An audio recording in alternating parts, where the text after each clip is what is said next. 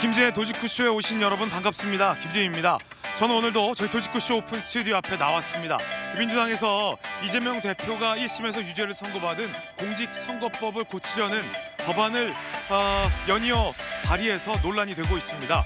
그 내용을 자세히 좀 들여다보면 이재명 대표에게 유죄가 선고됐던 항목들을 없애거나 아니면 그 기준을 굉장히 높이겠다라는 내용이 들어가 있어서 여당에서는 이재명 대표의 처벌 기준을 아예 없애려는 거냐라는 비판도 논란도 일고 있는 상황입니다. 민주당에서는 논란이 되자 이 대표 겨눈 것 아니다라는 해명하고 있는데 잠시 후에 이야기 나눠보겠습니다. 전 비가 오나 눈이 오나 매일 아침 이곳에서 여러분을 기다리겠습니다. 김진의 도지쿠쇼 지금 라이브로 시작합니다. 잠깐만요.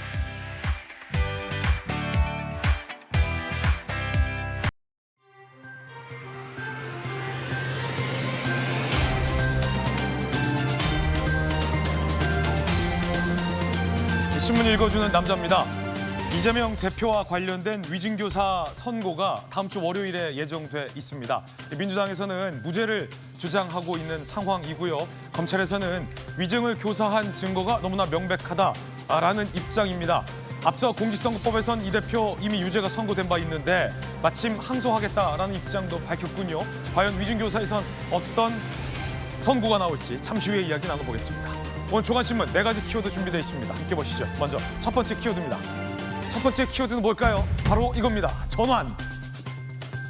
조선일보가 일면에 쓴 기사인데 전환 어떤 기사일지 바로 만나보시죠.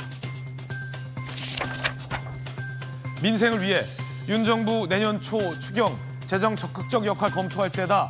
건전 재정에서 정책 전환 기조를 밝혔습니다. 정부가 내수 부진과 경제 성장 둔화에 대응하기 위한 추경 편성을 검토하는 것으로 알려졌다는 소식입니다. 이어서 다음 키워드입니다. 이 두 번째 키워드는 이겁니다. 절충. 서울신문 일면 기사입니다. 재계 반발에 민주당이 상법 절충안을 만지작한다라는 보도인데요. 투자자 보호 상법 개정 취지 살리되 우려가 컸던 집중투표 배임죄 폐지 협상. 더불어민주당이 이사의 충실 의무를 주재 의무와 배임죄 폐지 등도 협상 테이블에 올려놓고 논의할 수 있다는 뜻으로 해석이 됩니다. 이어서 다음 키워드입니다. 세 번째 키워드는 이겁니다. 폐기. 중앙일보 14면 기사입니다. 아들인가요? 딸인가요? 뱃속의 아기 성별. 이제는 언제든 물어봐도 된다라는 거예요. 성별 공개 금지가 폐기된다라는 겁니다. 법 조항이 사라지는 거예요. 국회 보건복지위가 이런 내용의 의료법 개정안을 의결했습니다. 이걸 폐지했던 이유는 과거 아들 선호 사상 때문이었는데 지금은 딸이 귀한 시대 아니겠습니까?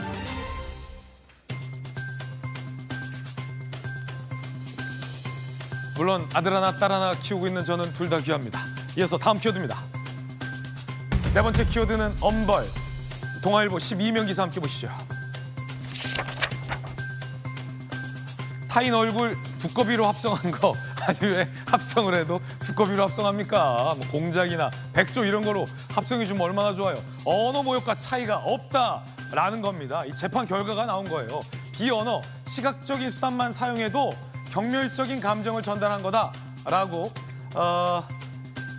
엄격한 처벌이 나왔다라는 재판 결과입니다. 내가 언제 두꺼비라고 했냐? 두꺼비라고 합성했지. 너 두꺼비야 라는 것과 두꺼비를 합성해 놓은 것과 별반 차이가 없다라는 법원 판결이 참 상식적입니다. 딥페이크 시대에 살고 있군요. 지금까지 신문 읽어준 남자였습니다.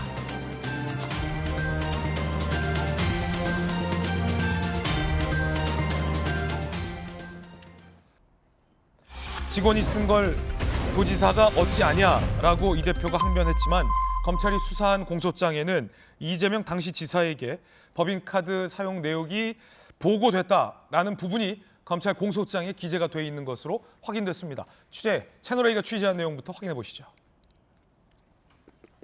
이재명 대표는 도지사가 직원이 쓰는 거 어떻게 아느냐? 나는 몰랐다라는 입장입니다. 저희 전해드리고 있고요. 하지만 검찰이 보고 있는 건 다릅니다. 검찰 공소장에는 이재명 대표가 비서실장을 통해 경기도 16개 과의 업무 추진비를 보고받았다. 이재명 대표의 법인카드는 바로 업무 추진비 항목에 해당하거든요. 이재명 당시 지사의 승인 없이, 지시, 승인 없이는 예산 집행이 불가능한 구조였다라고 검찰은 공소장에 기재한 것으로 취재됐습니다. 검찰의 이 공소장 내용은 이재명 대표의 반박에 대한 입장, 검찰의 입장입니다. 이 대표의 입장 들어보시죠. 증거는 없지만 기소한다. 이게 검찰의 입장입니다. 일선 부서에서 사용한 법인카드나 예산 집행을 도지사가 알았을 가능성이 많다. 그러니까 기소한다.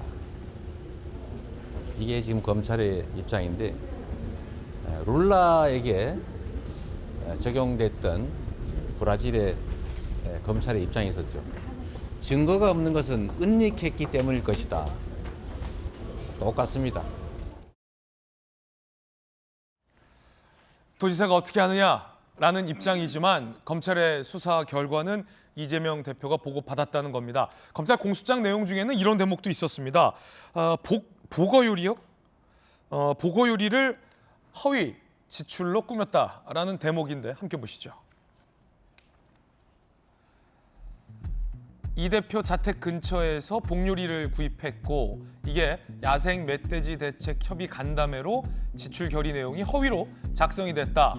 이게 복요리가 실제로는 결제가 됐는데 요게 건이 항목이 야생 멧돼지 대책 협의 간담회 등으로 허위 지출이 결의돼 있다라는 내용도 검찰의 공소장에 포함되어 있는 것으로 취재가 됐습니다. 자, 일단 검찰의 시각과 이 대표의 반박이 상충하고 있습니다. 김근식 실장님, 네.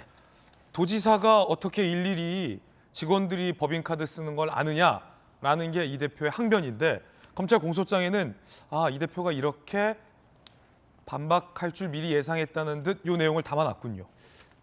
지금 아까 이재명 대표가 나와서 했던 거 있지 않습니까? 증거 없지만 기소한다라는 이야기를 하면서 룰라 대통령까지 이야기를 했는데요. 증거가 없이 기소하는 이유는 첫 번째 가장 중요한 게 조사를 안 받아서 그렇죠. 네. 저 관련해가지고 법카 유용 관련해가지고 몇 차례 소환해서 조사를 해달라고 했는데 조사를 거부했잖아요. 예. 그러니까 조사를 받지 않았는데 왜 기소를 했을까? 본인 당사자 피의자의 조사는 없지만 그 이를 입증할 만한 충분한 증거와 자료들이 많이 있는 거죠. 그러니까 그동안 몇 차례에 걸쳐서 식당이나 가게에 가서 전표들을 다 압수할 수 있는 거거든요. 네. 그러면 실제로 언제 어디서 얼마를 썼는지가 다 확인이 돼요. 그럼 그걸 쓴 사람에 대한 이야기가 또 있는 거고 진술이 있는 거고 그걸 누가 사용했고 먹었는지에 대한 것도 다 진술이 확인이 되는 거거든요. 조사하면 나온다. 당연하죠. 지금 조명현 공익제보자도 다 이야기를 하고 있고 배모 씨도 설명하고 있는 것이고 그렇기 때문에 증거 없이 기소했단 말은 본인이 검찰 소환 조사에 응하지 않았기 때문에 지금 자초된 일이고 네.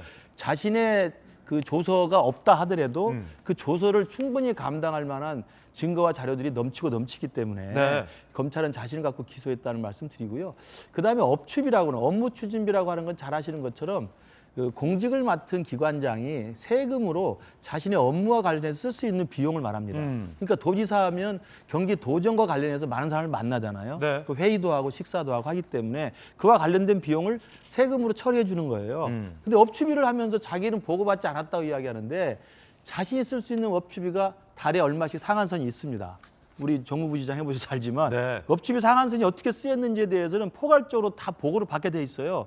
그걸 일일이 건건이 뭐 그때그때 받았을 수도 있고 나중에 포괄적으로 받을 수도 있는데 분명한 건 그거죠. 복요리를 가져왔든 초밥을 사왔든 소고기를 사왔든 과일을 사왔든 그게 자기 집에 와 있고 자기가 그걸 먹었다는 건 아는 거 아닙니까? 예. 그걸 법카로 썼다는 것을 알고 있는 거 아니에요. 자기의 개인적인 사적인 필요에 의해서 먹었던 거나 썼던 것을 법카로 했다는 것을 자기가 알고 있으면서도 검찰 조사에 응하지 않았기 때문에 저것은 제가 볼 때 굉장히 그 재판부에 대해서도 불편하게 하는 지금 태도입니다. 네. 1심에 이번에 선거법에서도 중형에 예상돼서 나왔던 것도 사실은 재판에 임하는 피고인의 태도가 굉장히 불손하고 상당히 은닉적이에요. 그렇기 때문에 아마 재판정에서도 이 양심과 법률에 따라 판결할 때 양심의 부분에서 너무 죄질이 안 좋다 이렇게 판단한 거거든요. 저는 이번에 이것도 대응하는 방식이 똑같다고 생각합니다. 좀 잘못을 인정하는 좀 자세가 필요하다고 생각합니다. 업무 추진비를 써봤던 분이 저희 중에서는 뭐 그렇죠. 김영주 서울시 부시장 옆에 계셔서 김영주 의원님, 네. 저희들이 취재한 내용을 보면 검찰 공소장에 이런 내용이 기재돼 있어요.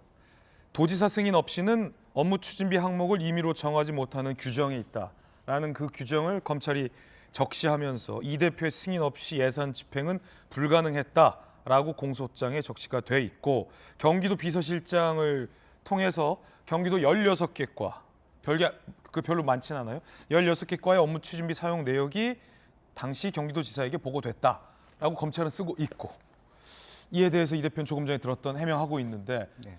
부시장 해보셨으니까 이 부분은 어떻게 봐야 되나요? 그러니까 이제 업무 추진비가 문제가 되는 것이 아니고 당연히 뭐 보고를 받았겠죠. 다만 이제 그것이 이재명 대표 입장에서 형식적 보고다. 엄청난 많은 보고 중에 전자결제로 그냥 일상적인 있는 것이다. 사실은 저는 그렇게 생각해요. 다만 실제로 내용을 들여다봤을 때 네. 40만 원, 50만 원 우리가 밥을 먹죠. 술을 먹을 수도 있고 뭐 회의를 할 수도 있어. 이제 그걸 가지고 사실은 뭐 현재 공무원들은 50만 원 이상을 쓰면 뭐 시시콜콜 왜 만났느냐 뭐 했느냐 하기 싫어서 잘라서 뭐 40만 원 이렇게 나누어 가는 경우도 종종 사실이 있습니다. 이제 그런데 핵심은 뭐냐면 사실과 다르게 그걸 운영했다는 데 있는 거잖아요. 네. 40만 원어치 뭘 뭐 왜 회의하는데 회의비가 들었냐가 문제가 아니라 그 내용이 문제인 거잖아요. 그러니까 제일 큰 문제는 지금 이제 그 사모님 팀이 만들어 놓은 과일 샌드위치 이런 것도 하다 보니까 모랄 해저드가 완전히 망가진 거예요. 공지 기강이 없어진 거죠. 그러니까 아무렇게나 막 써도 그걸 가지고 다른 식으로 거짓말을 해서 해명해서 영수증 붙이고 하는 식이 일상화됐다는 것에 가장 큰 문제가 있다고 생각합니다. 그러니까 네네. 실제적으로 저희들이 뭐 70만 원도 쓸 수 있고 뭐 법인카드로 100만 원 쓸 수 있죠. 다만 왜 어떻게 그걸 썼느냐 하면 50만 원 이상은 배석자 누구누구가 참여했고 뭐 먹었다는 게 나오게 되잖아요. 근데 저기서 문제는 만약 그런 회의가 아니고 그 참가자조차도 가짜로 했고 그냥 실제로는 그걸 가지고 집에 사갖고 간 걸 네. 마치 회의한 것처럼 했다라는 것은 사실은 법 위반이 될 수 있다 그런 말이죠. 그렇군요. 자, 이에 대한 이재명 대표 측 반응도 취재가 됐는데 살펴보시겠습니다. 이재명 대표는 이 검찰의 공소장과 관련돼서 어떤 입장을 밝혔을까요?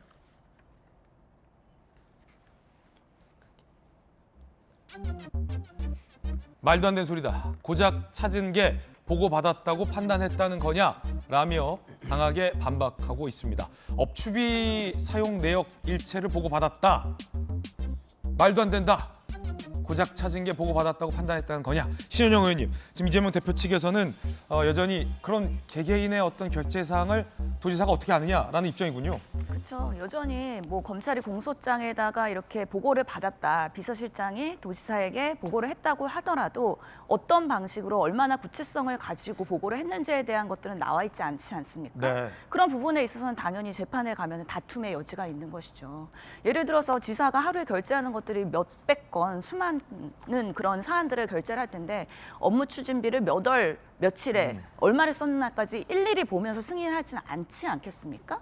그러다 보면은 포괄적으로 아까 김근식 우리 말씀하신 것처럼 포괄적으로 했을 수도 있고 큰 틀에서의 그런 얘기를 했을 수 있기 때문에 이런 구체적인 부분들이 없는 상황에서 검찰이 비서실장이 보고를 하고 형식적인 승인이 됐을 수 있는 과정을 너무 무리하게 문제점으로 지적하는 거 아닌가라는 생각을 할 수도 있는 것이고요. 예. 특히 홍준표 우리 대구시장도 말씀하셨잖아요. 이런 공직선거 비용에 있어서 또 업무 추진비나 아니면 어떤 것이 공공의 그런 공식적인 또 행보이고 어떤 것이 또 사적인 유용인지에 대해서는 헷갈릴 때가 많다는 거예요. 그렇기 때문에 지금까지 알려진 건 뭐 샌드위치, 과일 이런 것들이 배달이 집으로 됐다는 거지만 그것들이 어떻게 활용이 되고 회의에서 활용이 됐는지 공적으로 활용이 됐는지는 아직까지는 검찰이 밝혀내지 못하고 있지 않습니까? 그런 부분에 있어서 너무 망신주기용으로 침소봉대하고 있는 거 아니냐라고 주장을 할 수 있는 것이죠. 예. 자, 정혁진 변호사님. 네네. 저희 채널에가 취재한 내용 중에 하나 사례가 또 등장하는데 복요리 이 대표 부부가 복요리집에서 음식을 구매하고 관련된 내용 한번 다시 띄워주시겠어요? 그걸 야생 멧돼지 대책협의 간담회 명목으로 지출이 됐다. 이 대표 부부가 저 음식을 구입했는데 실제 문서, 공문서죠. 공문서에는 야생 멧돼지 대책협의 간담회로 돼 있다라는 대목.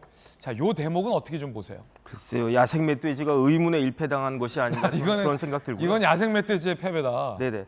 검찰의 증거가 없는 게 아닙니다. 지금 이재명 대표는 마치 검찰의 증거가 없는 것처럼 착각하고 계신 것 같은데 검찰의 증거가 없는 게 아니고 검찰이 아직 언론에다가 오픈하지 않은 거죠. 네. 재판해가지고 공판해가지고 기자들이 그 재판에 들어가면요 어마어마한 이야기들이 계속 나올 것이다. 지금 저런 그 증거들 오픈하면 뭐 피의 사실 공표니 뭐니 그런 이야기 하지 않겠습니까? 증거가 차고 넘칠 수밖에 없는 게 왜 그러는가? 이 사건과 관련해서는요 내부 고발자가 있어요. 휘슬블로어가. 그 만약에 조명현 씨가 입국 닫고 있었으면 이 법인카드의 비읍자라도 알 수 있었겠습니까? 조명현 씨가 다 오픈하고 그거 이야기한 거에 따라서 다 그 따져 보니까 아, 이 시간에 이렇게 해서 한 게 조명현 씨 말이 맞네. 법인카드 결제 내역 이렇게 된 거 맞네. 그다음에 공문 보니까 갑자기 멧돼지가 등장하네. 이런 거 아니었겠습니까? 제가 대기업에서도 근무하고 그다음에 이제 공무원도 해봤는데요. 대기업 임원들하고 고위 공직자들이 제일 조심하는 게 뭐냐? 법인카드예요. 제가 아는 어떤 차관은요 법인카드 안 써요. 김영주 의원님은 부시장할 때 뭐 한 달에 뭐 법인카드 몇 천만 원씩 썼다고 그러지만 제가 봤을 때 굉장히 이례적인 케이스고요. 네. 제가 아는 그 차관님은 아예 안 쓰고 그냥 자기 그 카드로 다 한단 말이죠. 왜냐하면 그 말은 뭐냐면은 인사권자가 들고 있는 가장 큰 무기가 뭐냐? 인사 대상자들이 법인카드를 어떻게 쓰고 있느냐. 거기서 많이 걸리는 거거든요. 그런데 이재명 대표는 어떤 사람이냐면요. 굉장히 꼼꼼해요. 본인이 뭐라고 그랬습니까? 성남시장 할 때 그때 성남시 예산이 1년에 3조 가까이 되는데 100만 원짜리 보도블록 까는 것도 다 내 머릿속에 있다고 그랬잖아요. 그런데 고위 공직자들이 법인카드 어떻게 쓰는 걸 갖다가 보고를 안 받았겠습니까? 더군다나 이재명 대표가 2021년 1월 1일에 전국 광역 지방자치단체 중에 최초로 만든 게 뭐냐면 경기도 공무원 행동강령 운영 세칙이란 걸 만들어가지고 대대적으로 홍보까지 했었단 말이에요. 그다음에 실질적으로 청렴을 강조하면서 조그만 비위 있으면 다 그냥 징계하고 잘라버리고 그랬던 사람 아니었겠습니까? 거기에다가 이재명 대표가 경기도지사 시절에 비서실장은 딱 2명밖에 없었어요. 한 명이 누구냐면은 그 불행한 선택을 하셨던 분, 그 다음에 지금 그 두 번째 비서실장이 그 후기에 그 비서실장 맡아가지고 그 퇴임할 때까지 쭉 했었는데 두 사람 공통점 제가 찾아보니까 뭐냐면은 다 젊은 나이에 그 전모 비서실장은 고등학교 졸업하고 공직에 입직하고 그 다음에 그 후임 정 비서실장은 대학 졸업하자마자 공직에 입직해가지고 굉장히 공무원 생활 오래 한 꼼꼼한 사람이었단 말이에요. 그 사람을 통해 가지고 다른 사람들 경기도의 그 고위 공직자들의 법인카드는 아주 그냥 세밀하게 다 보면서 그 다음에 이제 행동강령 시행 운영 세칙까지 만들어 놓으면서 본인만 제가 봤을 때는요. 경기도 공무원은 다 법인카드 같은 거 꼼꼼하게 그 운영 세칙에 따라서 제대로 썼을 거고 유일한 예외는 딱 한 사람밖에 없었을 것이다. 그 사람이 누구냐?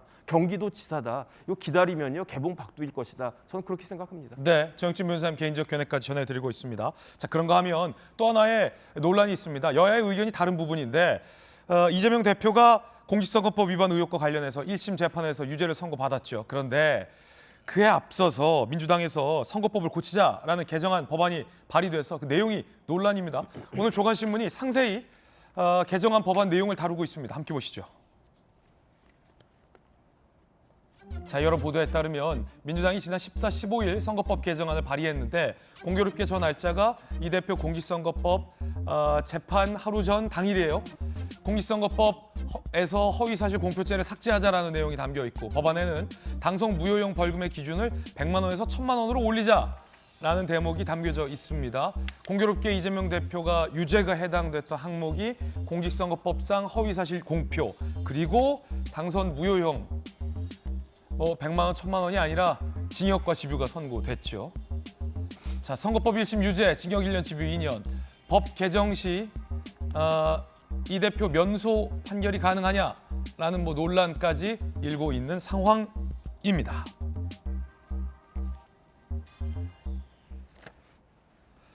자, 그러자 여당의 한동훈 대표가 강하게 이 대목을 비판했습니다. 들어보시죠. 11월 14일과 15일 굉장히 기묘한 법률안이 더불어민주당에서 발의됐습니다. 14일에는 공직선거법상의 허위사실 공표죄를 아예 삭제하는 내용의 믿어지지 않는 법안이 박희승 의원 등의 민주당 발의로 발의됐습니다. 15일 당일에는 선거 당일이었죠. 역시 민주당의 박희승 의원 등이 발의한 것인데요. 사법 시스템을 망가뜨려서라도 이재명 대표를 구하겠다는 그런 일종의 아부성 법안이라고 밖에 볼 수가 없습니다. 이게 통과되겠습니까? 이걸 국민들이 공감하시겠습니까? 이게 법률이 되게 되면 이런 효과가 납니다. 이재명 대표의 허위사실 유포죄 징역형 집행유예 난 그 범죄는 아예 면소 판결로 사라지게 되는 겁니다. 그게 이 법의 목적이겠죠. 자, 이에 대해서 논란이 커지자 조승래 의원은요, 이 선거법 개정은 이재명 대표를 위한 게 아니다라고 의혹을 부인했습니다. 들어보시죠. 실제로 정치권 혹은 전문가들이 선거법 개정을 해야 된다는 얘기들은 많이 있었습니다. 문제는 선관위가 자의적으로 해석할 영역이 너무 많아요. 그러니까 이렇게 선거법에 불합리한 부분들이 많이 있기 때문에 21대 국회에서도 많이 제출이 됐었고 당연히 22대 국회에서도 제출이 되는 거죠. 우연히 이재명 대표 공직선거법 선고 1심과 맞물렸을 뿐이지 이재명 대표를 위한 그런 위인 설법 이런 건 아니다. 이런 당연하죠. 자, 논란이 커지자 조승래 의원은 이재명 대표 겨눈 건 아니다라고 부인하고 있습니다. 여러분 어떻게 생각하십니까? 김우식 교수님. 저런 내용은요, 정상적으로 할 생각이면 정치개혁 특위가 구성이 되게 되어 있습니다. 그러면 여야가 다 합의해서 선거법, 정당법, 공직선거법 다 아시잖아요. 네. 그러면 선거를 앞두고는 정치개혁 특위를 만들어서 거기에서 여야가 정말 서로 공감하는, 이건 좀 고쳐야 되겠다, 시대에 맞지 않는다, 이런 내용들은 다 합의해서 통과시키는 거예요. 저렇게 갑자기 야당도 모르고 여당도 모르고 언론도 몰랐던 내용을 그것도 시기적으로 절묘하게 이재명 대표 공직선거법 위반 1심이 나오기 전날 그리고 그날 발의했다? 몰래? 이게 언론에도 드러나지 않았으면 저 모르고 지나갔을 거예요. 저는 그런 면에서 정말 누가 봐도 이게 꼼수 중에 꼼수라는 생각이 들고요. 네. 두 번째로는 저게 사실은 통과가 된다 하더라도 대통령이 당연히 거부권 행사할 수밖에 없습니다. 왜? 민심이 저걸 반대할 거거든요. 네. 저게 공직선거법 중에서 허위사실을 없애자는 건데 허위사실로 인해서 그동안 우리나라의 중요한 선거에 엄청난 영향을 끼친 사건들이 많이 있잖아요.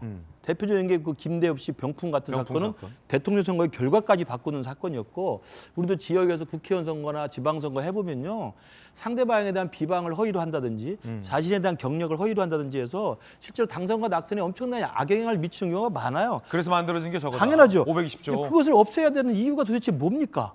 이제 그런 면에서도 보면 이게 통과가 설사 민주당이 다수석을 갖고 있기 때문에 본회의에서 통과를 시킨다 하더라도 대통령은 김건희 여사 특검법과 상관없이 아주 정당하게 저건 거부권 행사할 수 있는 거예요. 그러니까 저걸 발의한 의원들도 이게 통과 안 되고 통과된다 하더라도 실행이 안 될 거란 걸 알 거예요. 예. 근데 왜 했을까요? 왜 했어요? 충성 경쟁이죠. 그거밖에 설명이 안 되잖아요. 한동훈 대표 말한 게 저는 당연하다고 생각합니다.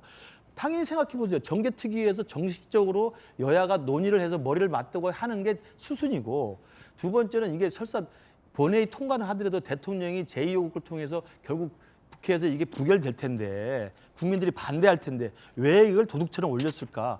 저 이렇게 열심히 할게요. 저도 이렇게 열심히 해서 우리 대표님 위해서 이렇게 노력하고 있어요. 이거 보여주는 거 말고 뭐가 있습니까? 정말 저는 이해되지 않는 거라고 생각합니다. 네. 자, 지금 이 법안을 대표 발의한 박희승 의원이 이재명 대표와 사법연수원 동기로도 알려져 있는데, 박 의원은 이재명 재판과 무관하다라는 입장을 취재진에게 밝히고 있습니다. 신효영 의원님, 이 발의한 목적이 이 대표한테 잘 보이기 위한 아부 아니냐라는 지적도 여권에서 나오거든요. 어떻게 보세요? 그런 설명을 드리기 위해서는 이 박희승 의원의 법안 취지를 조금 더 설명을 드리는 게 좋을 것 같아요. 그래서 보면은 지금 이 위증죄나 아니면 이 자유 발언에 대해서 사실 허위 사실에 대한 이런 정죄라는 부분을 삭제를 하는 부분인 건데 우리가 선거를 하다 보면 여러 가지 후보들의 양측 공방이 있을 수밖에 없거든요. 그러다 보면은 의도치 않게 그런 부분들의 해석에 있어서의 또 오해를 살 수 있는 부분들이 있기 때문에 최근에 그런 미국에서도 법원의 판결의 그런 트렌드는 말은 가볍게 하지만 돈으로 하는 선거는 좀 무겁게 하는 판결의 경향이 있다는 거예요. 그렇기 때문에 미국에서도 이런 뭔가 허위사실 공표에 대해서는 형사처벌이 아닌 민사처벌로만 이렇게 하는 방식으로의 트렌드가 있기 때문에 우리나라도 너무 이런 허위 사실에 대해서 민감하게 반응하는 것이 후보자들의 발언과 발언의 자유를 옥죄는 거 아니냐라는 지적이 있어서 또 부장판사 출신이기도 하기 때문에 본인의 문제의식을 가지고 사실은 발의를 한 건데 타이밍은 사실 오해할 소지가 있을 수 있죠. 네. 14일, 15일 날 공표되는 날 직전에 했기 때문에. 하지만 입법 과정이라는 것이 하루아침에 뚝딱 되는 게 아니거든요. 아무래도 컨셉을 잡고 그다음에 문구를 만들고 그다음에 또 법제처에 확인도 받고 여러 가지 절차를 걸쳐서 공동 발의를 도장을 받는 시간이 적어도 한두 달은 걸립니다. 그렇기 때문에 이 법안이 마치 그 선거와 맞춰가지고 민주당이 방패막으로 사용하기 위해서 했다는 것은 사실은 아닌 것 같고요. 또 21대 국회에서도 100만 원 가지고 의원들의 자리를 이렇게 좌지우지하는 게 맞냐, 판사가 의원직 박탈을 결정하는 게 맞냐라는 그런 문제 제기가 많았고 이거는 여야 의원님들 공통적인 문제 의식입니다. 그렇기 때문에 이런 부분에 대해서 100만 원은 너무 빡빡한 기준이다. 조금 더 논의가 필요하다. 정개특위에서 하면 제일 좋죠. 근데 지금 22대 국회 정개특위를 만들고 뭔가 협상을 하고 그럴 수 있는 구조가 아니기 때문에 이렇게 빠른 좀 법안이 필요하지 않았나라는 생각에서 발의한 것 같다는 생각 듭니다. 네, 김영주 의원님 네. 당에도 또 계셨으니까 어떻습니까? 이런 걸 좀 발의하면 이 대표나 이 대표와 가까운 지도부가 보기에 또 박희승 의원이 열심히 하는구나라고 좀 흐뭇해합니까? 아니면 괜한 걸 발의해가지고 논란을 일으켰나라고 좀 반응이 나올까요? 뭐 반응이야 뭐 안 한 것보다 낫다 하겠지만 것보다 사실은 이재명 대표가 정신을 차려야 돼요. 무슨 말씀이세요? 그 정청래 의원이나 박희승 의원이 과연 충신이냐 간신이냐 네. 그 형식으로는 위하는 척하면서 보낼 생각을 하고 있지 않느냐. 무슨 말씀입니까? 김건희 특검법안 여러 개 낼 때 먼저 22대 국회 초에 혹은 21대 김진표 의장 때 예. 우원식 의장 들어오자마자 최소한 그런 식으로 정개특위를 통해서 허위 말하자면 공표 행위 그런 정도는 너무 과하다라고 하는 문제 제기를 할 필요가 있었어요. 그러니까 지금 현재 재판 나는 날 저런 법안을 낸다는 건 누가 보더라도 다 물 억지로 놓고 물 흘리지 않는 물컵을 바꾸는 그런 법안 내는 거하고 똑같잖아요. 왜냐하면 사실 김영주 의원님 말씀하신 부분이 맞는 게 저희 도직구쇼 출신인 민주당의 전재수 의원이 정개특위 간사였거든요. 네. 근데 그때 정개특위 간사했을 때 이 같은 공직선거법 개정과 관련된 내용은 전재수 의원한테 제가 들어보지 못했었거든요. 그러니까 실제적으로 저는 공표 행위가 과하다. 허위사실 네. 공표. 그러니까 미국에 지금 그 트럼프 대통령이 지난번에 뭐 이주민들이 고양이를 뭐 삶아 먹고 구워 먹고 해도 그냥 팩트 체크하고 넘어가잖아요. 공개적인 허위사실 유포임에도 불구하고 그런 면에서 그 정치적 발언의 어떤 폭을 넓히자라고 하는 것은 공감대를 얻을 수 있죠. 다만 문제는 네. 타이밍이에요. 타이밍이다. 이건 누가 봐더라도 다 이거 냈다고 지금 이 새로운 법안이 개정된다고 이 이재명 대표 재판이 어그러질까요? 이미 끝난 얘기라고요. 그래서 정신 차리는 거예요, 이재명 대표. 충신이 아니고 간신들이다. 정청래 법사위원장이 만약 진정으로 이재명 대표를 원한다면 행안위 간사 불러다가 그 순관이하고 정개특위 만들고 우원식 의장 목졸라 가도 그런 모양새를 갖춰야 된다고 얘기하는 사람이 있어야 된다. 진짜 충신은 한참 전에 그럼요. 정식 절차에 밟아서 누가 개정했어야 봐도 됐다. 다가올 미래인데 어. 미래가 다가오고 난 다음에 하는 척하는 거잖아요. 누가 봐더라도. 네. 이게 충신입니까? 실제로 원하는 것은 저는 진정성이 있어야 되거든요. 그렇게 하려더라도. 이건 진정성이 없는 거예요. 정익진 변호사님. 생각합니다. 재판 중에 법이 개정이 돼가지고요 처벌 규정이 없어지는 경우가 있어요. 대표적인 게 뭐냐? 간통죄예요. 그래가지고 간통죄로 예컨대 재판받다가 간통죄가 없어지게 되면 아, 간통죄 폐지됐을 때 기억나는데 네네. 그래서 처벌받아야 할 사람이 처벌 안 받은 경우가 있어요? 그게 면소가 되는 거예요. 아, 면소. 처벌 안 받고 그래가지고 간통죄 폐지돼가지고 전국의 간통인들이 다 만세 불렀다는 거 아니에요? 전국에 간통인들이 있어요? 그 확인된 사안이에요? 아니 거기에다가 심지어 재벌 회장까지 뭐 이렇게 자신 있게 그거 오픈하고 그랬잖아요. 커밍아웃하고 이런 일이 벌어질 수가 있는데 그런데 그렇기 때문에 만약에 진짜 박희승 의원의 이야기대로 이게 법이 개정이 되면은 이재명 대표 처벌 안 받습니다. 그 다음에 면소 판결 받습니다. 그 제일 중요한 거는 피선거권 박탈 안 됩니다. 그런데 이건요 하나만 알고 둘은 모르는 것이다. 왜 그러냐면은 네. 만약에 진짜 법이 뭐 저 민주당 그다음에 뭐 압도적인 다수당이니까 통과되겠죠. 그런데 윤석열 대통령이 어리버리해가지고 아이 뭐 그러다가 그냥 넘겨가지고 만약에 공직선거법에서 그 규정이 잠시만요. 아, 대통령이 어리버리하다니요. 네. 아니 그래가지고 거부권 행사를 안 하게 되면은 진짜 박희승 의원이 그게 될 수가 있겠는데 대통령이 설마 그러실 리가 있겠습니까? 그러니까 어떻게 되냐면요. 이 이야기는 뭐냐면은 충성 경쟁이 아니에요. 제가 봤을 때 이거는 바보 경쟁입니다. 이 이야기는 뭐냐면은 민주당에서 이재명 대표의 혐의를 인정하는 거잖아요. 이재명 대표가 징역 1년에 집행유예 2개월 실형이 나왔는데 나왔는데 이재명 대표가 항소심 가고 대법원에서 그 혐의를 뒤집을 수가 없다라고 하는 걸 자인하는 거잖아요. 이 이야기는 뭐냐면요.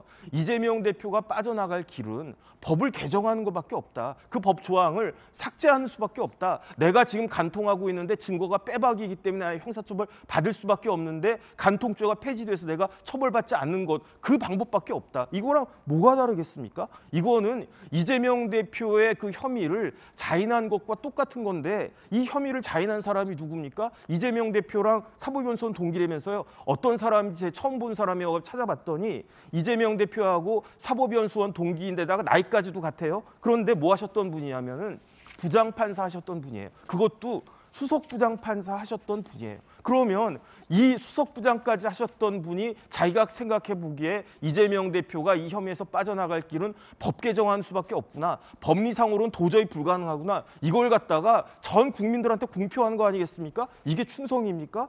제가요 살다가 위인설관이란 말은 들어봤어요. 한 사람을 위해서 내가 딱 만들어가지고 어떤 자리 만들어 줘가지고 그렇게 하는 건 있을 수 있는데 위인설법은 말이 안 되는 거 아니겠습니까? 한 사람을 살리기 위해서 지금 민주당 뭐 하자고 하냐면요.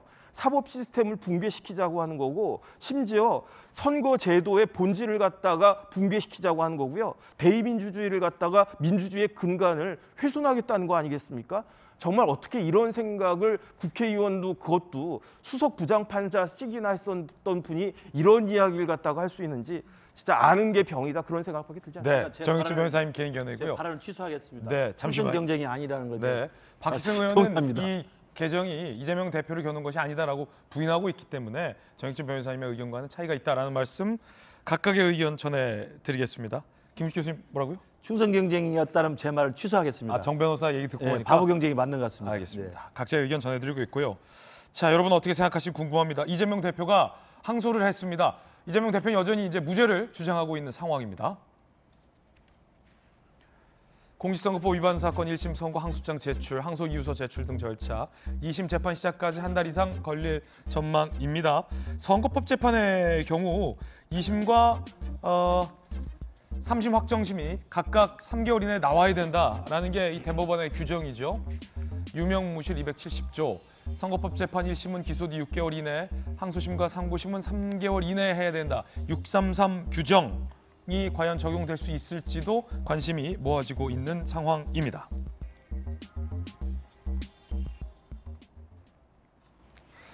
자, 그런가 하면 이재명 대표가 다음 주 월요일 위중교사 선고를 앞두고 있습니다. D-3입니다. 검찰은 징역 3년을 구형해 놨습니다. 지난 9일 위증교사 혐의 결심 공판.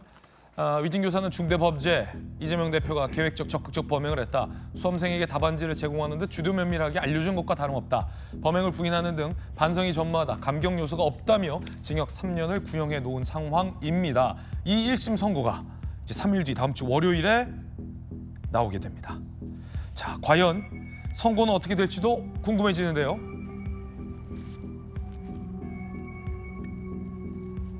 자, 검찰에 따르면 유죄 시 위증교사범에서 징역형이 나올 확률은 93.8%다라는 통계를 밝힌 바 있습니다. 유죄 시 무죄 아니면 징역형이다라는 이야기를 법조계에서는 하고 있는 상황입니다. 이미 공직선거법 관련해서 징역과 집유의 유죄를 선고받았기 때문에 만약에 위증교사에서도 유죄로 인정될 시에 징역이 선고될 가능성이 상당히 높다라는 얘기입니다. 이재명 대표가 김모 씨에게 위증을 교사했다라는 의혹, 이 대표 측은 실패한 위증교사다라면서 반박하고 있는데요. 해당 녹취도 이미 공개됐죠. 들어보시죠. 주로 내가 타겟이었던 거. 있는 대로 뭐 어차피 세월은 다 지났잖아요. 너무 오래됐으면 기억도 뭐 사실 이 사건이 매우 정치적인 거래가 있는, 그러니까 뭐 그런 사건이었던 걸로 기억된다. 검찰도 나를 좀 봐야 되고, 또 시도 그렇고, KBS도 그렇고, 그렇죠? 또 이해관계가 일치되는, 나한테 덮어씌우면 도움이 되는 사건이었던 거예요. 네. 그런 얘기들을 좀 기억을 좀 되살려서 혹시 기회 되면 내가 변론 요지서를 하나 보내드릴게요. 예, 그게 주장이었으니까 한번 기억도 되살려 보시고, 다른 사람 안 가지고 있으니까. 예. 자, 월요일에 판사가 선고를 할 텐데 유무죄를 판단할 수 있는 핵심 쟁점과 근거는 과연 뭘까요? 저희가 일목요연하게 정리해봤습니다. 함께 보시죠. 이건데요. 공범 김 씨의 자백이 일단 있어요. 위증한 게 맞다. 그리고 이 대표와 김 씨의 30여 분간의 통화 녹음 파일이 있죠. 민주당에서는 짜깁기한 것만 검찰이 증거로 채택했다라는 입장. 그런데 재판부는 다 들어보자 라고 해서 30분 통화를 재판부는 다 들었다는 겁니다. 텔레그램으로 변론 요지서를 전송해 준 것, 그리고 지난해 9월 구속영장 심사 당시 유창훈 판사가 영장은 기각하면서도 위증교사 혐의는 소명되는 것으로 보인다라고 법원이 판단했다라는 부분, 이 네 가지 부분이 과연 이재명 대표 유무죄를 판단할 때 중요한 영향을 미칠 것으로 보입니다. 이재명 대표가 최후 진술한 내용도 좀 준비를 해봤는데 있는 대로 기억을 되살려보라고 한 것이다라는 입장입니다. 위증을 교사했다면 김 씨가 내가 원하는 걸 한마디도 안 해줄 이유가 뭐가 있냐. 그래서 실패한 위증교사다 이런 주장을 한준호 의원 등이 했죠. 불리한 증거는 감추고 짜깁기하고 이런 검찰이 어디 있냐라며 최후 진술에서 이 대표는 이런 입장을 피력한 바 있습니다. 법리적으로요. 정익주 변호사님 어떻게 됩니까? 증인이 내가 위증을 했다라고 자백을 했고 교사에 간 것이다라고 실토를 한 상황이잖아요. 네네. 그 상황에서 민주당과 이재명 대표의 주장은 교사를 하지 않았고 실패한 위증교사다라는 입장이에요. 이게 사실 상충하는 거거든요, 법리적으로. 네네. 증인이 위증했다라고 했는데 민주당의 주장이 받아들여지려면 증인이 위증했다는 주장도 허위여야 되는 거잖아요. 네네. 이런 걸 법리라고 안 해요. 이런 건 상식이지 이게 무슨 법리입니까? 아니, 법리가 필요 없습니까? 아니 둘이 도둑질을 갖다가 했는데 한 명이 자백을 했는데 다른 사람이 부인한다라고 해서 그 다음에 CCTV에 다 찍혀 있거든요. 그거랑 똑같지 않습니까? 김모 씨 다 자백했어요. 녹취록까지 다 나왔어요. 제가 그 녹취록 여러 번 들어봤는데 그런데 이러면은 도둑질한 것이 CCTV에 찍힌 것과 똑같은 그런 경우인데 그런데 한 사람이 저 도둑질 안 했다라고 부인한다라고 해가지고 이 경우에 무슨 법리를 갖다 들이대겠습니까? 상식적으로 넌 나쁜 놈이야 이러면 끝난 거 아닌가? 그 다음에 이재명 대표가 그 재판에 있어서 그 김모 씨의 증언이 필요 없다라고 생각을 했으면 굳이 4번씩이나 드러난 것만 4번이에요. 4번씩이나 그렇게 간절하게 간곡하게 그렇게 그 전화를 갖다 했겠습니까? 그다음에 제가 녹취록 다시 한번 들어보니까요.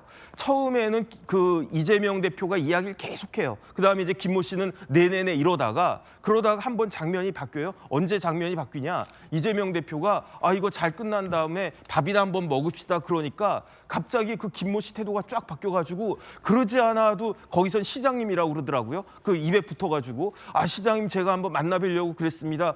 그러니까 오히려 그때부터는 이재명 대표가 수세적으로 나가는데 이 사람이 왜 날 만나려고 하지?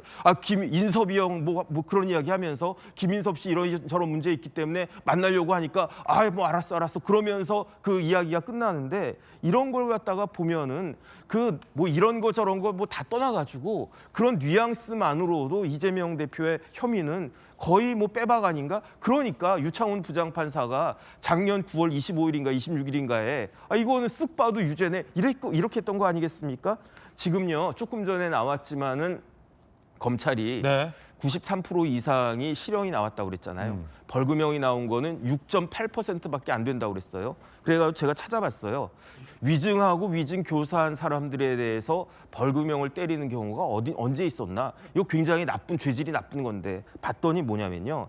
일단은 그 혐의 자체가 그렇게 센 게 아니고 제일 중요한 건 뭐냐면요. 반성하는 거예요. 그러니까 정말 잘못했습니다. 나는 위증하고 위증교사라고 하는 게 이렇게 나쁜 것인지 정말 몰랐고 앞으로는 이렇게 하지 않겠습니다라고 하니까 그러니까 6.2%의 비율로 법원에서 벌금형을 때려준 건데 지금 이재명 대표 반성하고 있습니까? 자백하고 있습니까? 끝까지 그냥 바득바득 우기고 있지 않습니까? 자기 지금도 무죄라고 주장하고 있고요. 이재명 대표만 무죄 주장하고 있습니까? 조금 전에 봤던 박희승 의원도 무죄라고 생각하고 있을 거고요. 정성호 의원은 여러 차례 그 인터뷰해가지고 지금까지도 무죄라고 하는데 그렇기 때문에 제 생각에는 다음 주 월요일에 나온 판결은 둘 중에 하나다. 무죄 또는 실형이다. 둘 중에 하나밖에 될 수가 없는 구조로 민주당에 있는 이재명 대표의 그 변호사들이 이 재판을 그렇게 몰고 간 것이다. 저는 그런 생각 듭니다. 예. 그러니까 위증을 교사하지 않았다라는 주장과 증인이 내가 위증을 했다라는 이 실토는 공존할 수 없는 것인데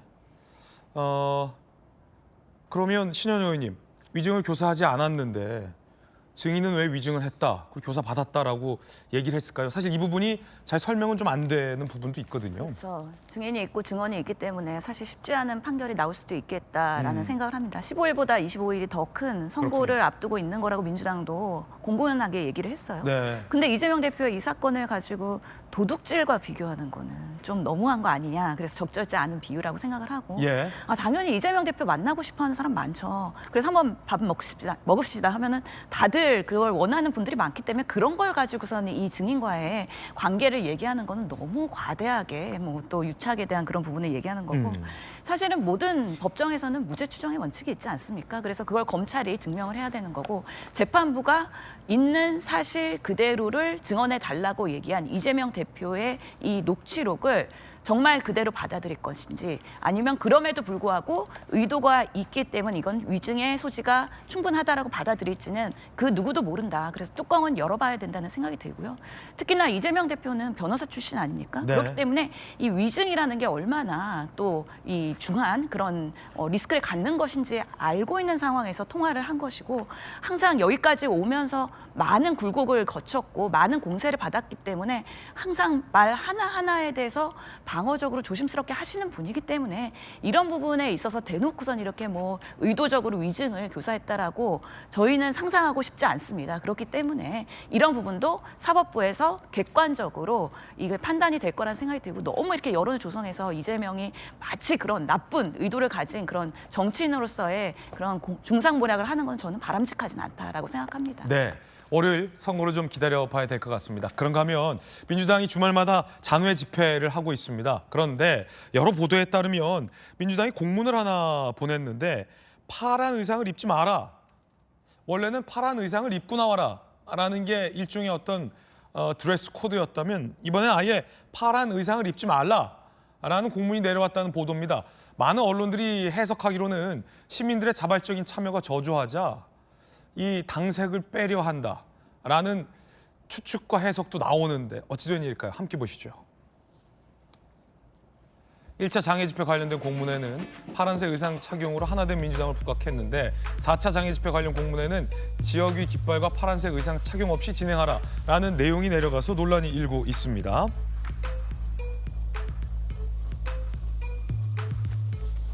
이번 집회는 지역이 깃발과 파란색 계열 의상 착용 없이 진행할 예정입니다. 깃발 X, 파란 옷 X라는 공지도 돼 있는 상황입니다. 이를 두고 정치권에선 이 시민들의 참여가 저조하자 당에서 동원된 사람들을 시민들이 온 것처럼 이른바 보이게 하려는 것 아니냐라는 해석도 나오고 있습니다. 그 지점이 논란인데 김무식 교수님, 예. 이 파란색 입지 마라. 이건 어찌 된 일일까요? 지금 이제 4번째 집회를 하는 건데요. 1차, 2차, 3차 쭉 진행하면서 계속적으로 민주당이 이제 거당 쪽으로 많이 동원령을 내려서 했습니다. 그리고 2차, 3차는 이제 이른바 시민단체들과 같이 연대해서 했는데 숫자가 많이 늘어나질 않아요. 심지어는 또 줄었다는 사람도 있고. 네.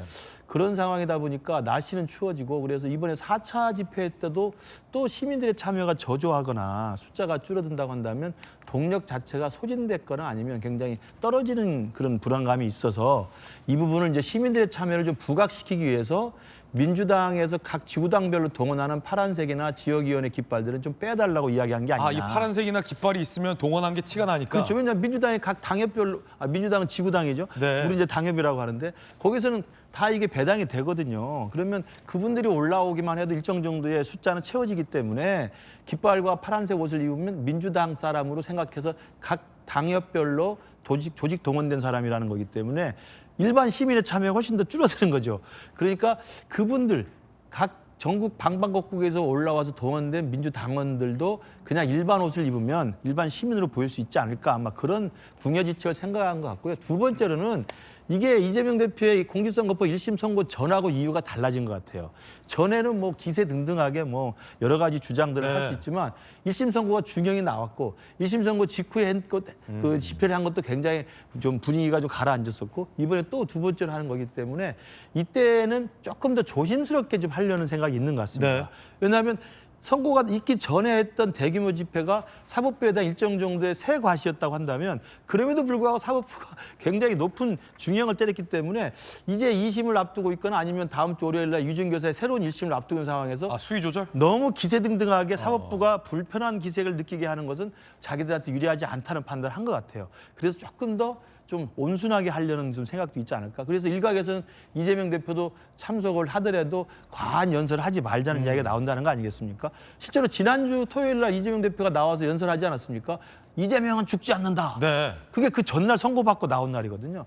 저는 그 집회의 성격이 민주당도 내걸었던 집회 제목은 뭐 국정농단 규탄과 뭐 김건희 특검법 이겁니다. 거기서 나와가지고 그 전날 징역형을 선고받은 피고인이 나와서 죽지 않는다라 이야기하면 누가 봐도 반성의 기미가 전혀 없는 거죠. 아니면 판결에 불복한다는 이미지를 줄 수밖에 없기 때문에 그런 의미에서 전반적으로 사법부의 지금 엄한 중형 선거의 그 추세 속에서 민주당이나 이재명 대표 측이 조금 더 로키로 가려는 게 아닌가 저는 그렇게 판단합니다. 이와 관련된 민주당 노종면 의원의 설명 들어보시죠.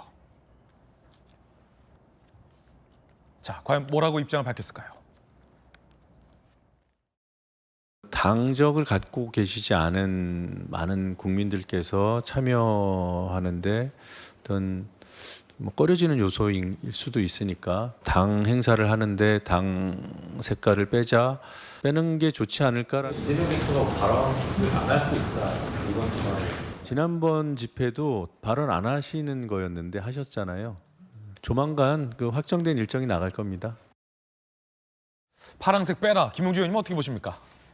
참 민주당이 참 이도저도 할 수 없는 어려운 지경에 놓여 있다라고 생각이 들고요. 네. 예를 들면 윤석열 정권에 대한 불만과 퇴진의 목소리가 높아가고 있는데 그것이 바로 민주당 지지로 가고 있지 않다라고 하는 부분이고요. 그렇군요. 지난번에 뭐 김진 앵커 알습니다만 그날 서울역 앞에 행사가 있었는데 첫 집회를 했잖아요.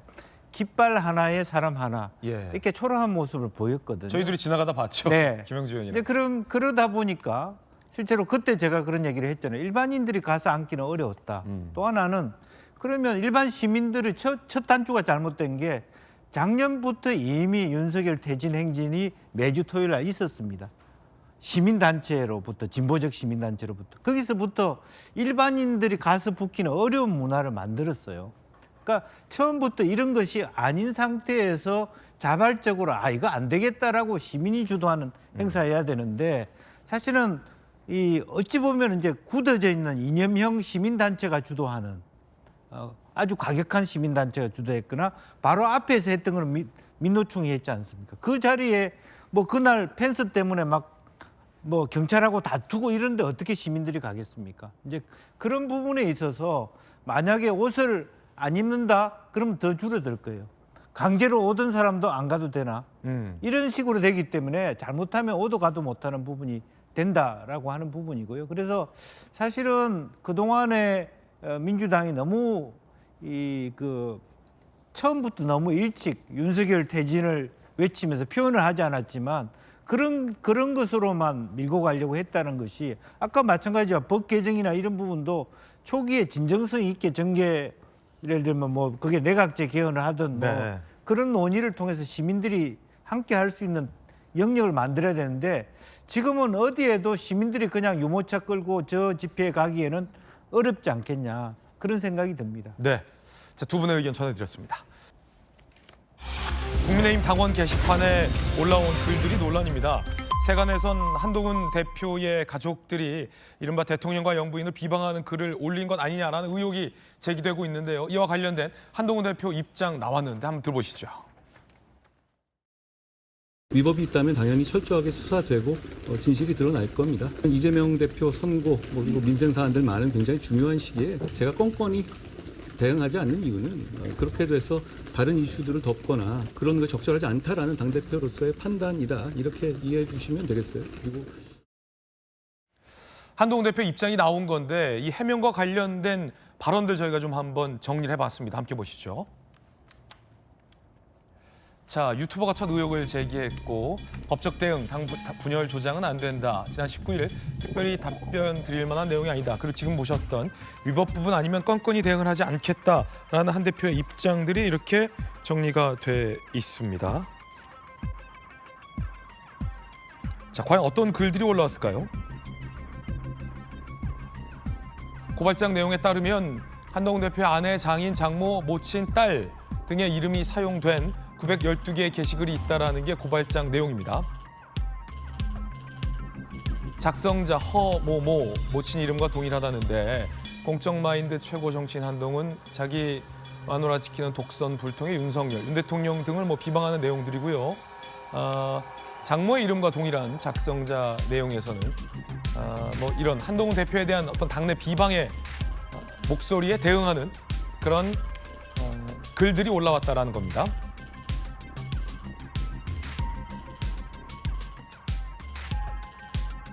자, 국민의힘 당원 게시판에는 이런 글들도 올라와 있다라고 합니다.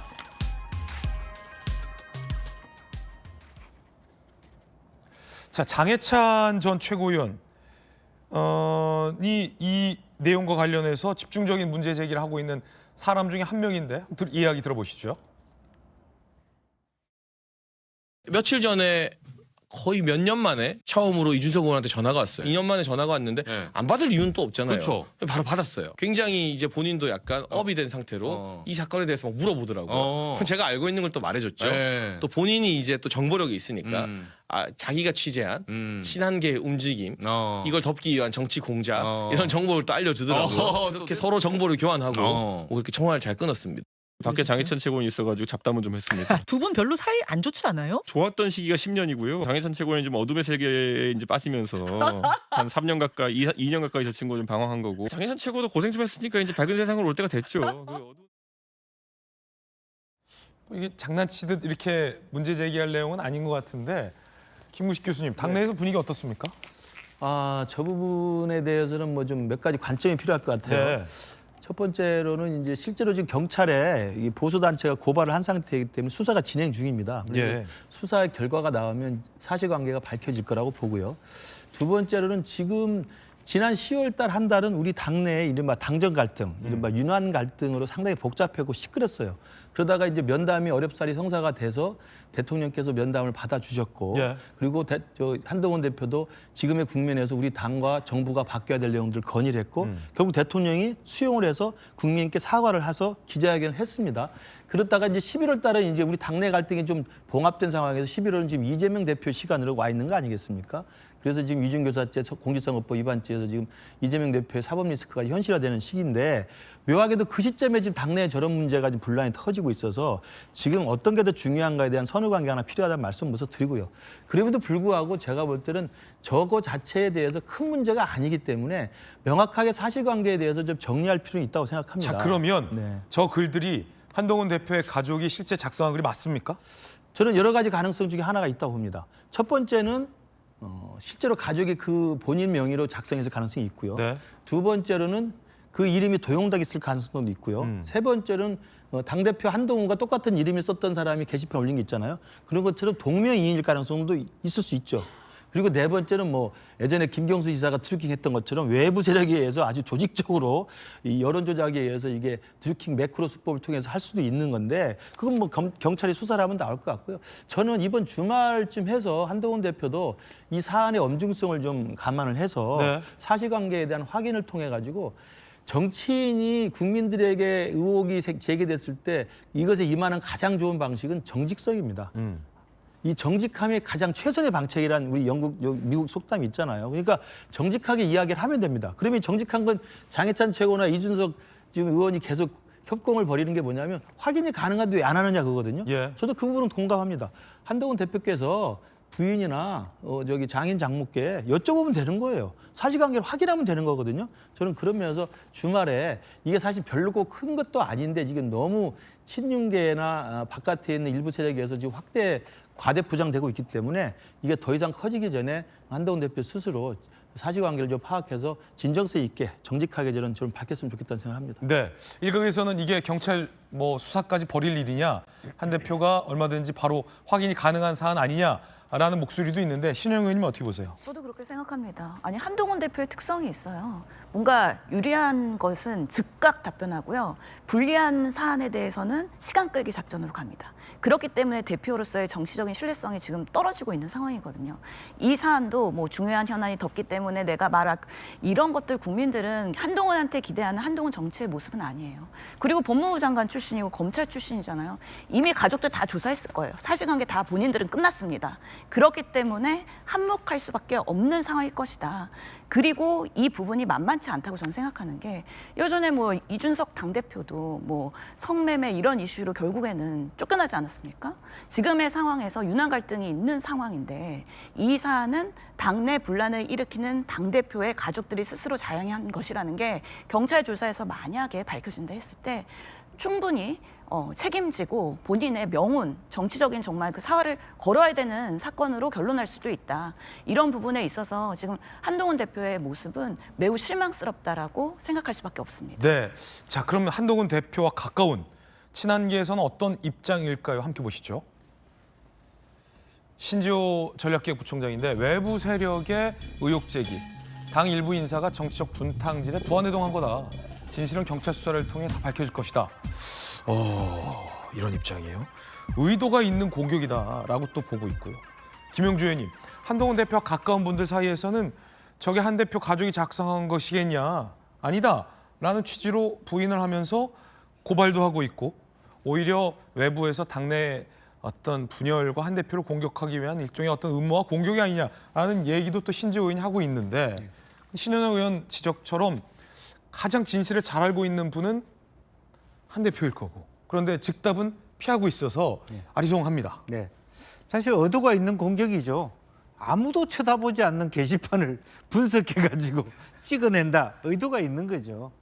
언제 어느 시점에 나란히 들어왔더라. 이런 글이 막 몇백 개 올라오는 그 게시판이죠. 그걸 다 분석해내잖아요. 사실은 우리 당원들이지만 당 게시판을 누가 봅니까? 막 분탕질이 돼 있고 욕설이 있고 쳐다보기도 싫은 거죠. 이제 그런 것들을 쳐다보면서 어느 시점에 어떻게 했고 연달아서 들어왔고 이렇게 분석까지 하지 않습니까?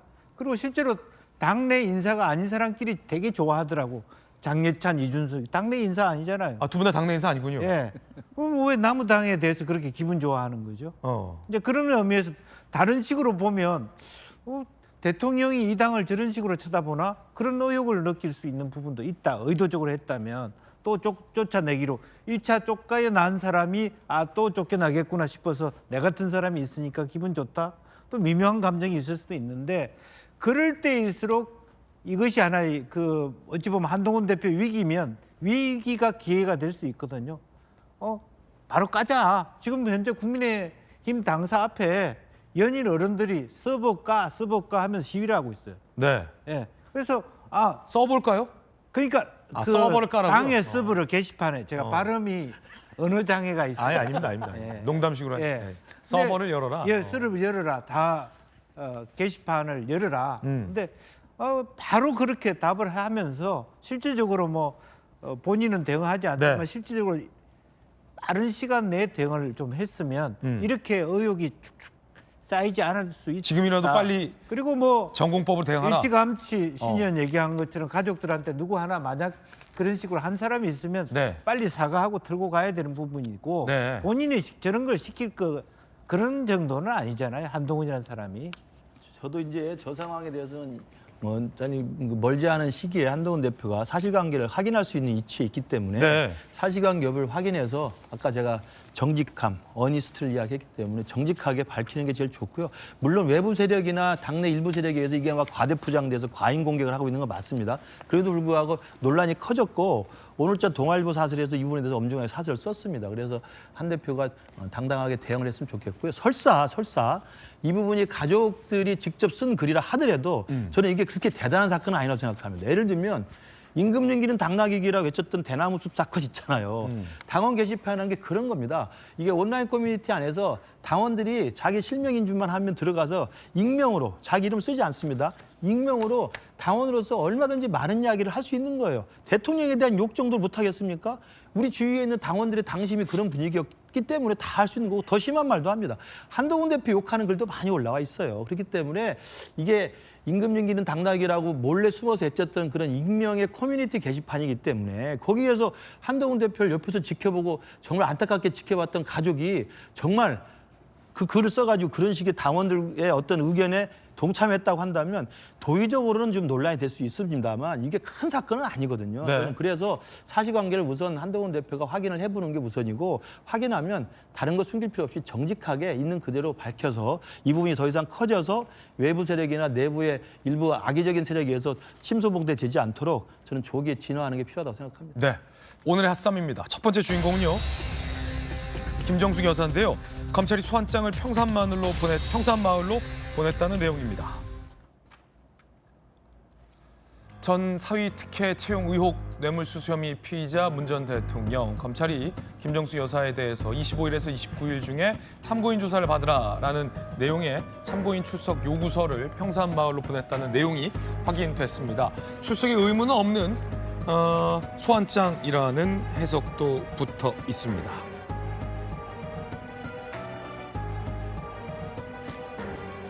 자, 문다혜 씨에 대해서도 출석 조사 요청이 갔지만 세 차례 모두 거절한 바 있고요. 김정숙 여사에 대해서도 역시나 참고인 조사 요청이 갔다라는 차원으로 보면 될 것 같습니다. 자, 그러자 친문계 윤건영 의원이 정치 탄압이다라고 반발하고 있습니다. 이 전형적인 망신주기 정치 탄압, 소환에 응할 필요가 없다. 만약 검사가 평산마을 와서 휴대전화 반납하고 조사하면 생각해 볼 수 있다. 김건희 여사에 대한 조사 내용을 비판한 부분으로 해석됩니다. 정혁진 변호사님, 네네. 이게 뭐 어떤 차원에서의 소환장이에요? 일단 전 지난번에 조금 전에도 나왔지만 문다혜 씨 관련해서 소환해서 조사 받으라고 했는데 문다혜 씨가 응하지 않았잖아요. 그 응하지 않았는데 문다혜 씨는 피의자가 아니고 참고인에 불과하기 때문에 원래 형사소송법에는요. 그 검사나 그 경찰이 수사 목적상 필요한 경우에는 피의자나 관계인을 소환해서 그 조사할 수 있다라고 규정하고 있고요. 특히 피의자가 이와 같은 소환에 응하지 않을 때에는 바로 그 다음 조문이에요.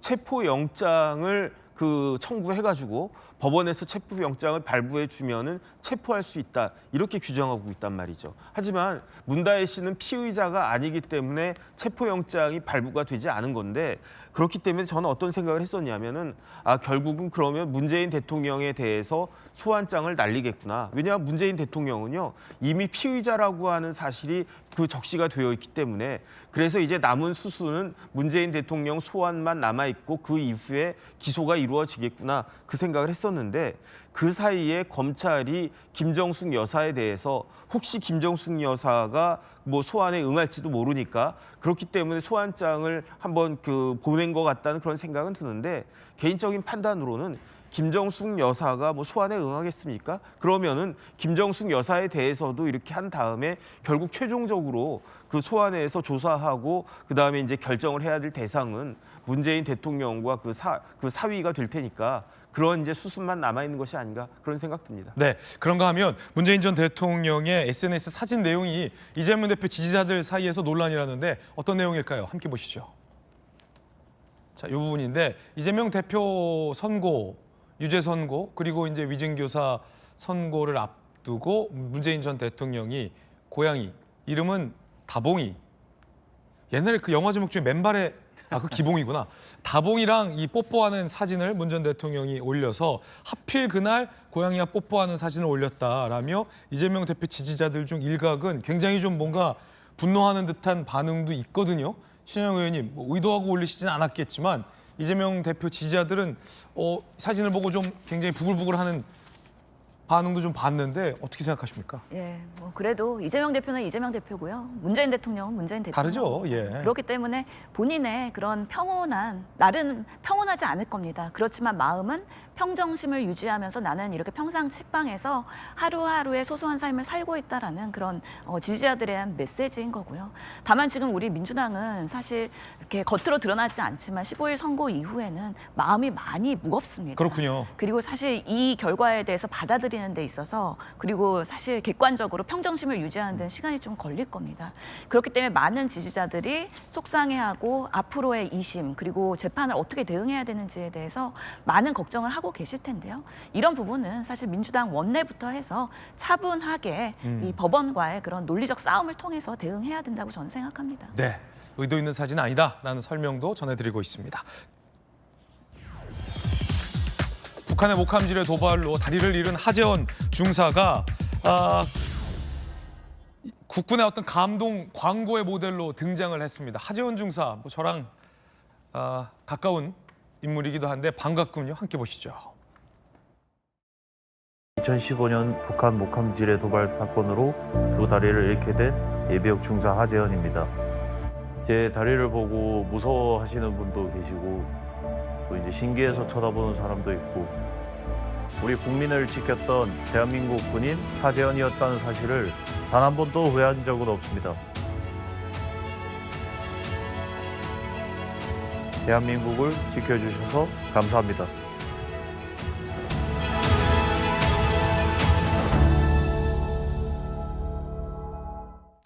하재헌 중사, 북한의 목함 지뢰, 북한군이 당시 철책을 넘어서 우리 군인들이 수색하는 지역에 고의적으로 목함지를 묻어놨습니다. 하재헌 중사가 전방을 지키면서 그곳을 수색하다가 목함지뢰를 밟고 두 다리를 잃었어요.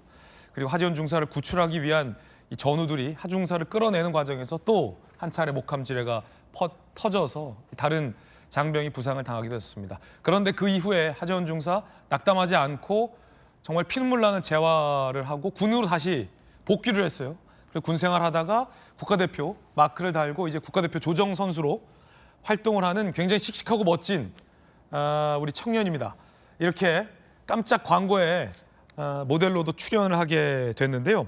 지난 3월이었죠. 저희 돌직구쇼에도 하재헌 중사가 인터뷰했었어요. 들어보시죠. 지뢰 폭발로 두 다리를 잃으시고 나서 왜 바로 전역하지 않으시고 다시 군으로 복귀하셨나요? 일단 군 생활이 계속 하고 싶었고 또 그에 대한 자부심도 되게 강했어요. 그래가지고 이제 군에 계속 있고 싶었죠. 일단 뭐 모든 게 일단은 쉽지는 않더라고요. 지금도 전지훈련을 와 있는데 또 열심히 훈련하고 있는데 또 이런 일이 있으니까 좀 기분이 많이 안 좋네요. 그 이제 조정 선수로서 목표가 있으시다면? 조정 선수로서도 제가 할 수 있는 한 최선을 다 해보고 일단 뭐 올림픽을 나가는 게 큰 꿈이죠. 태극마크를 계속 달고 계시는군요, 우리 중사님은. 그러게 여야를 떠나서 그냥 나라를 위해 희생한 분들 명예를 실추시키는 일이 없었으면 좋겠고 많은 이제 그런 분들을 존중하는 나라가 됐으면 좋겠다라고.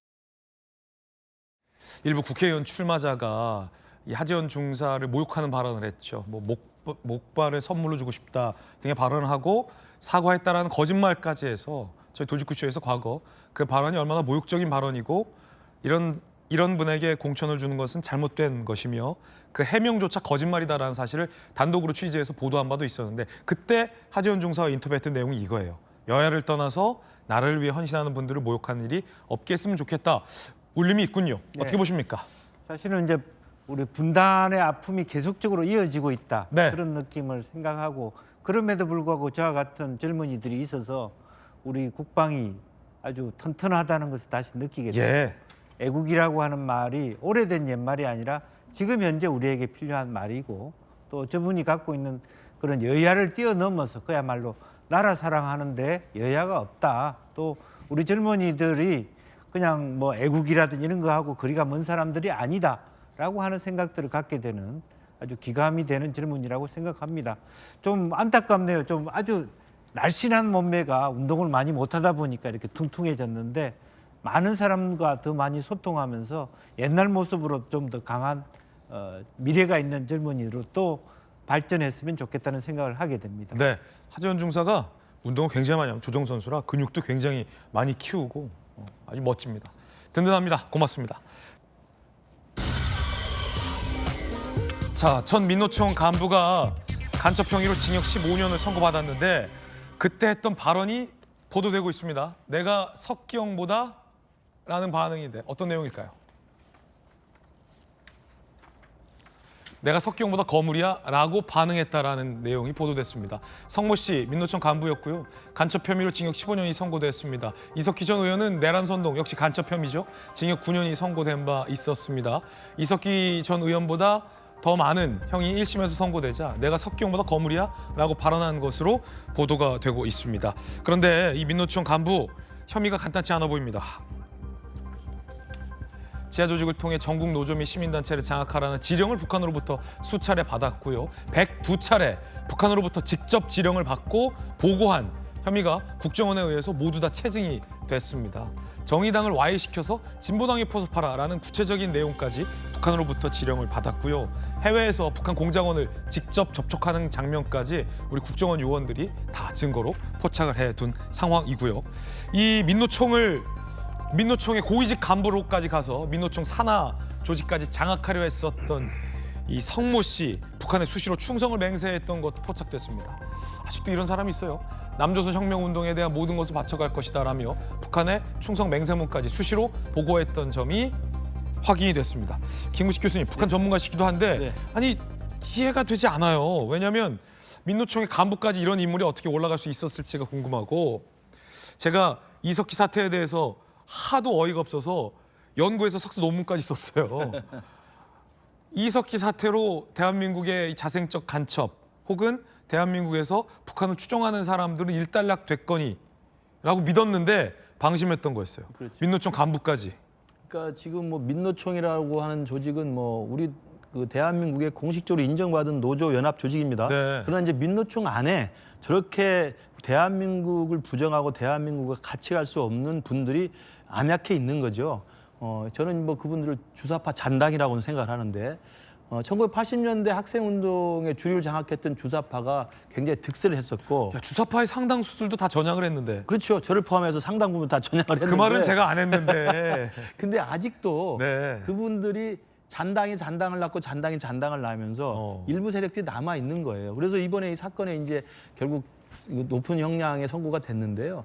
저는 그런 분들이 아주 활개치면서 민노총이란 거대한 대한민국의 엄청난 정치적 영향력을 가지고 있는 조직에 들어가 있었다는 것도 우리가 정말 경계해야 될 일이고요. 네.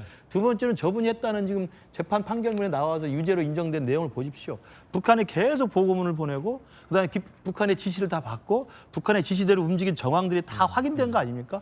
그 대표적인 정황이라는 게 뭡니까? 민노총을 장악하는 것이고 두 번째는 저는 지금 굉장히 재밌게 유심하게 본 게 정의당을 와해시켜서 진보당으로 들어오게 해라. 굉장히 구체적인. 예, 왜냐하면 진보당이 바로 통진당의 후신이거든요. 그러니까 아까 말씀하신 것처럼 이석기 사건으로 통진당이 와해돼서 우리가 헌법재판소 결정에 의해서 정당이 해산됐지만 그 잔당들은 남아 있는 겁니다.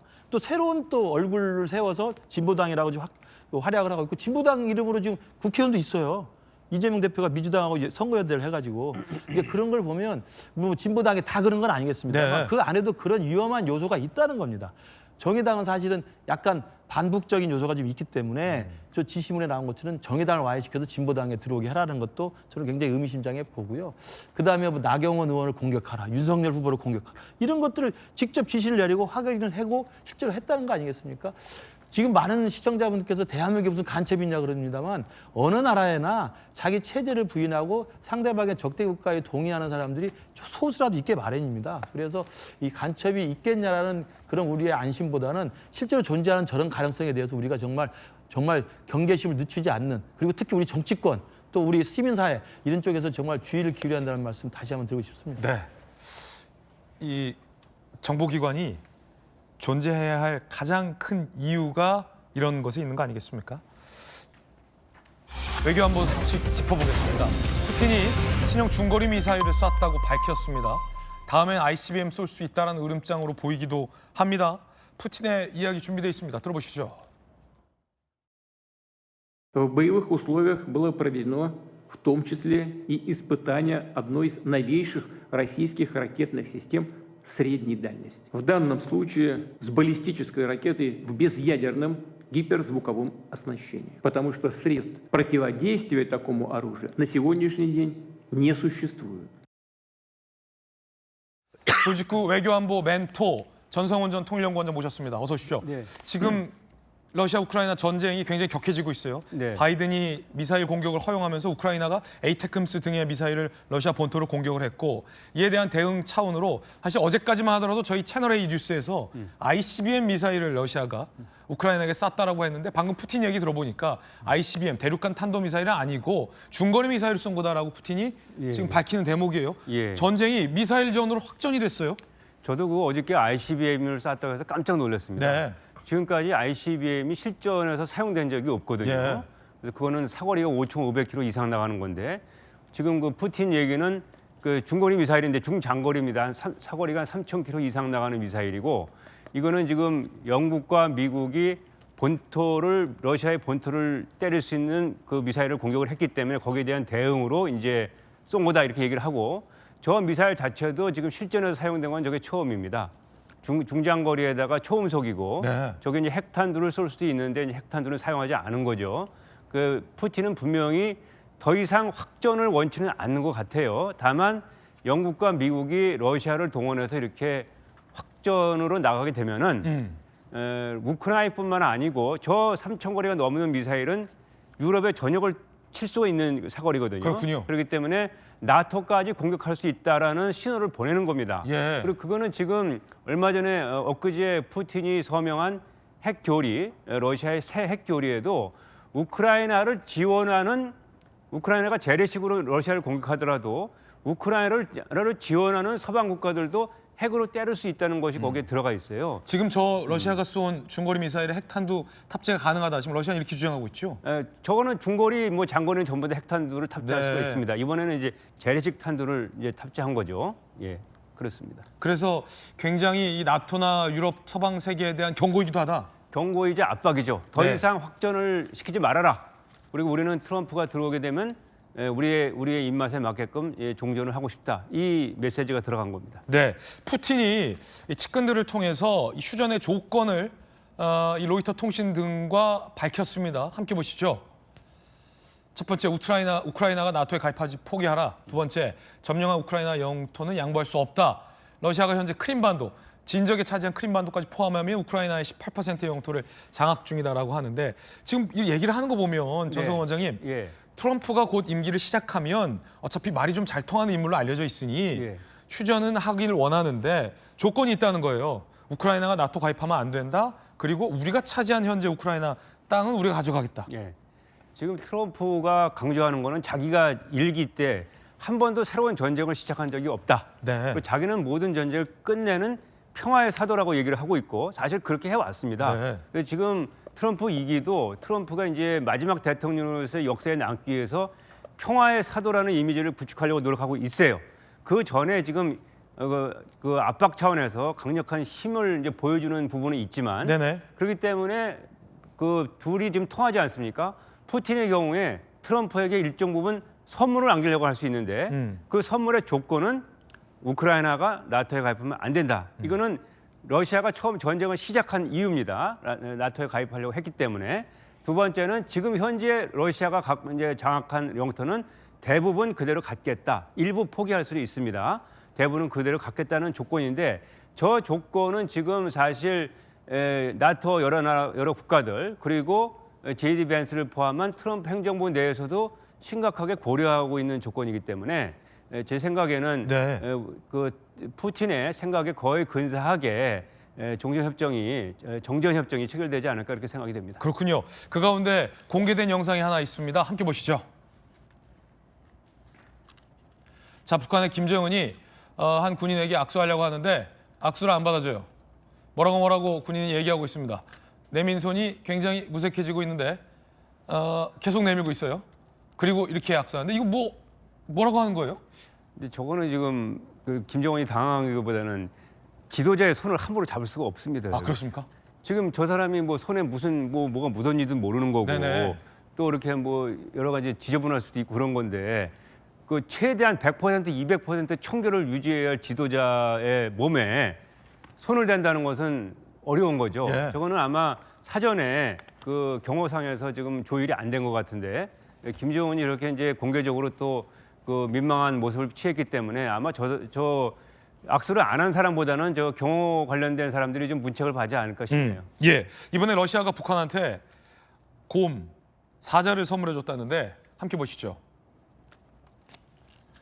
북한 입장에선 달라는 미사일 기술은 안 주고 왜 사자를 주냐. 곰, 음악 뭐예요?